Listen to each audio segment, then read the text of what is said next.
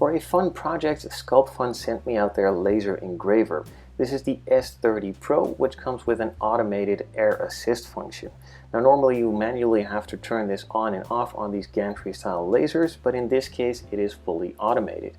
Once you start engraving, the automated system will turn on, and once the engraving is finished or you stop the engraving, it will automatically turn off. Around the laser there is a small replaceable protective shield, and if the sizing of this machine is too small for you, you can also enlarge it. After opening the box, unboxing everything and assembling the machine, after about an hour everything was fully assembled, set up and ready to go for the first test cuts. The test pieces turned out successful and I was ready to move on to the main project itself. So I've done a couple of these custom display boxes, but I wanted to expand on it a little more and use a couple more of the other machines I have as well. So I'm going to start with a small diorama. For this I'm going to be using the Hobby Zone display boxes on my Workbench. If you're interested in these, feel free to check out Hobby Zone. I will be leaving links in the description down below. So as usual, I start with measuring the inside diameters of the box, and then for the video's purpose I'm just going to randomly add some sizes into MakerCase. This is an online website where you can make your own boxes, and it comes out with a design ready to use in your laser cutting software. So in this case I'm going to be using 3mm thick plywood. I want it with an opened top so that those edges are smooth, and I also want it to have finger joints. The files were then transferred into Lightburn, the software that I use to control all of these lasers, and the laser was set to work. I did of course play around with a couple of the settings and also have a fan in the background removing all of the smoke until I was happy with the way that it cut through the material, and then moved on to cutting out all of the pieces for the main box that I will be using.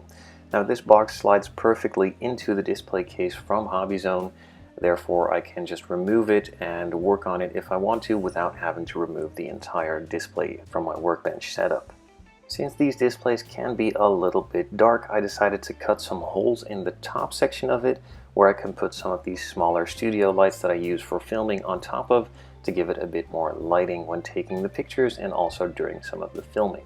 Now I am still working out how I want to add lights in these displays permanently, but that is all to come in a future project, and I'm still working on that. I'm not really all that smart when it comes to electronics and lighting, so for starters this is a nice simple solution I can work with for now. The main box has been cut out and glued together, and then I can start on the actual diorama part of things, and that is the floor, the walls, the roof, and additional pieces on the wall.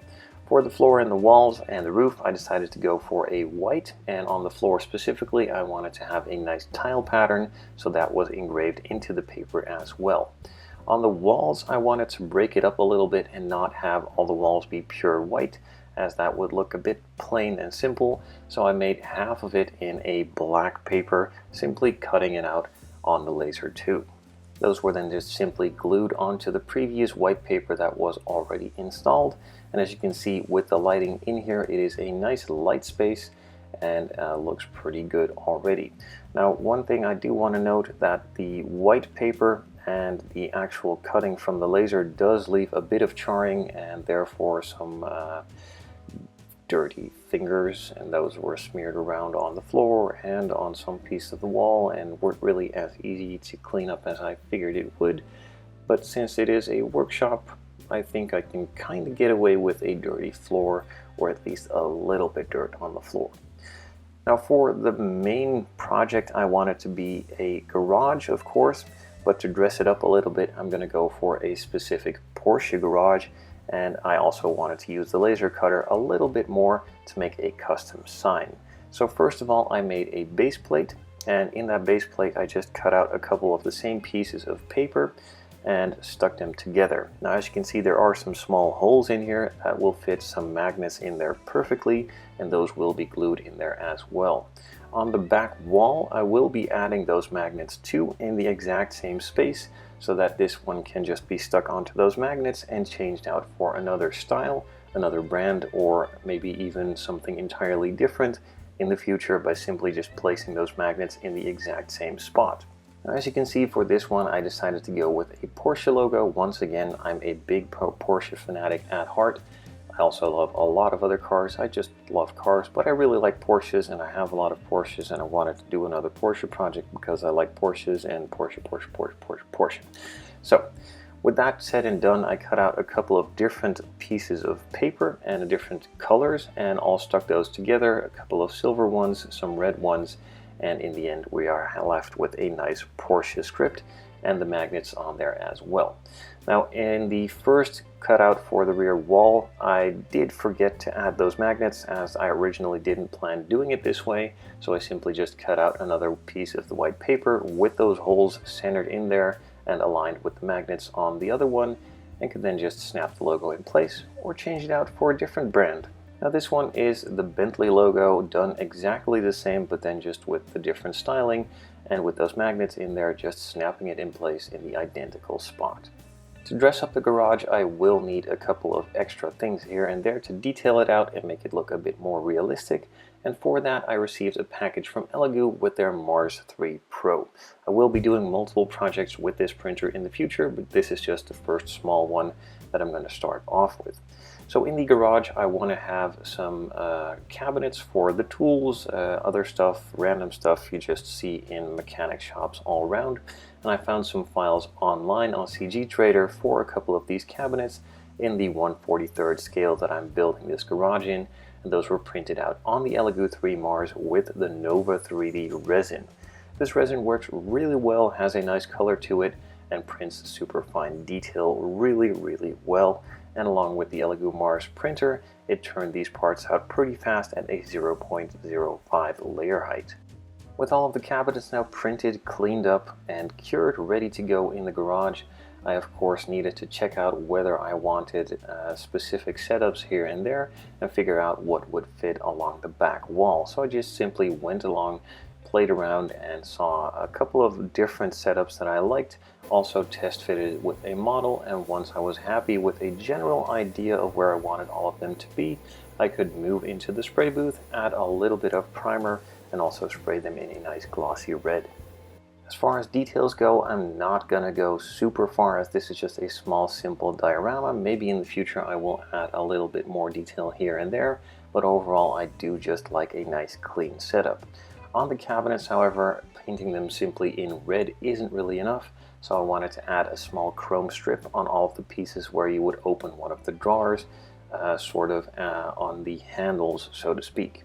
With all of them painted and detailed, it took a little while as there were quite a lot of drawers that needed some attention. I could just simply glue them all in place in the exact position that I decided upon.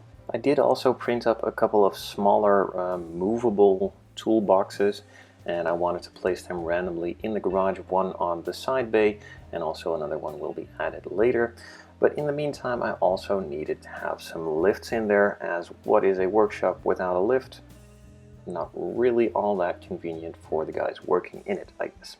So again, I pulled out the Nova 3D resin, the Elegoo Mars 3 Pro, and I also went onto Thingiverse and found a file for some lifts. This was originally intended for some Hot Wheels, but I simply just scaled it up a couple of percent in order to fit these 1/43 scale models on there. Same procedure, a little bit of primer, and in this case I decided to paint them in a gunmetal as a nice classy look to fit in with the black walls and also the white flooring and partial walls and ceiling, and not stand out all too much. You could also just paint it any color you'd like, but I think a nice metallic gray is nice and classy. I could have also gone for a yellow, maybe even a red, but that would probably be a bit much, or another color, but I simply just preferred this gray. With the workshop now ready to go, I of course needed some models to put in there as well. And thankfully to HMKT, a model car shop in the Netherlands with a super wide variety of model cars in various different scales, and specifically to my interest, a lot of 1/43 scale models, I could select a couple of Porsches to add into my Porsche workshop. Now they don't only have Porsches, they have a wide variety of different brands from Audis to Mercedes, Lamborghinis, and everything in between, and everything you haven't seen. After deciding the models I wanted, I placed the order. They simply packed it up really quickly and shipped it to my door. If you're interested in die-cast models or adding to your collection, feel free to check out the website. It is hmkt.nl. So let's check out what I decided to choose. For the Porsche garage, I wanted to have some Porsches, so I chose some Porsches. Specifically, a Porsche Cayman GT4, a 911, just a regular base version in a really cool color, and also a Porsche Panamera. These models are produced by Mini Champs or under their different names Maxi Champs, and even some in the Porsche collector's boxes available through Porsche dealerships. Again, thank you HMKT for sponsoring this video. I will be leaving links in the description down below if you're interested in checking them out. So with that said and done, it is time to fill up the garage, add the Porsche logo to the rear wall, and see what it looks like. I'm super happy with the way that it came out. It is a nice and simple garage, but still has plenty of detail, and thanks to the logo on the rear wall being attached with magnets, I can simply just change it out to a different brand, make a new logo with the Sculpfun laser cutter, and completely change the look in a matter of seconds. I will be leaving links in the description down below again for Sculpfun and all the other products that I've used in this video. This was one of their desktop laser engravers, a super strong laser cutting through plywood no problem, and also having the capability of doing very fine details, as you can see on the logos and also the flooring. And that's it for this project, and maybe it is already time to start thinking about the next project, as I do have a different set of Porsches waiting for servicing as well. So maybe on the top shelf I should be building a small dealership or even a parking garage where they are awaiting their service. Let me know down in the comments what you would want to see next.